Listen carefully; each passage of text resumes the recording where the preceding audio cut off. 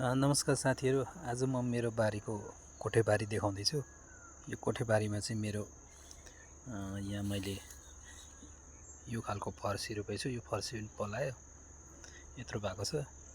र यो बन्दाकोपी चाहिँ यति साह्रो ठुलो फल्छ। यो झन्डै 2 केजी भन्दा पनि ठुलो फल्छ एउटै। यो अलि सानसानै हो यो कोपी। र यो यतापट्टिको यो प्याज हो। यो प्याज पनि ठुलो ठुलो दाना लाग्छ, एकदमै ठुलो ठुलो हुन्छ। यो झन्डै यो त यो प्याज त निकै ठुलो, झन्डै इस्कुसको दाना जत्रो फल्छ यो प्याज। र यहाँ अर्को एउटा मैले अस्ति रोपेको थिएँ। र यहाँनिर पनि यो एउटा खालको साग छ, यो सलाद खाने साग। यो पनि अब त निकै पलायो, निकै ठुल्ठुलो भयो। यसको डुको पनि आउँदैछ हो, यहाँ डुकु पनि आउँदैछ है। यहाँनिर यसरी आएको छ। र यहाँ माथिल्लोपट्टि चाहिँ मकै, यो मैले श्री पञ्चमीमा रोपेको मकै। यहाँ श्री पञ्चमीमा रोपेको मकै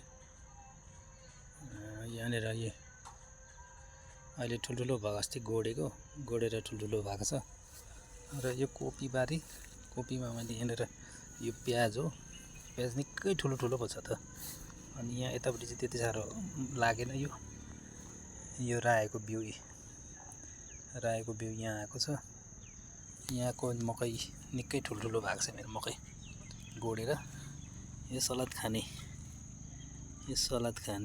यो एकदम यति साह्रो सफ्ट हुन्छ है। यस्तो सफ्ट हुन्छ यही। यो खाँदाखेरि एकदम यसको डाक्ला चाहिँ अलिक तितो हुन्छ। डाक्ला चाहिँ तितो हुन्छ। यो खाँदाखेरि चाहिँ यो डाक्ला चाहिँ खानु हुँदैन, पात खानुपर्छ। यो यति साह्रो राम्रो फलेको छ।